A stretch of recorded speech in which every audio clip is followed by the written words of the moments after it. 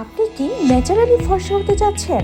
আমরা সততা প্রোডাক্টস আপনাদের জন্য নিয়ে এসেছি ন্যাচারালভাবে ধবধবে ফর্সা হওয়ার ম্যাজিক্যাল সোপ, ডক্টর খানের saffron and corn seal glycerin beauty soap এবং charcoal glycerin whitening beauty soap.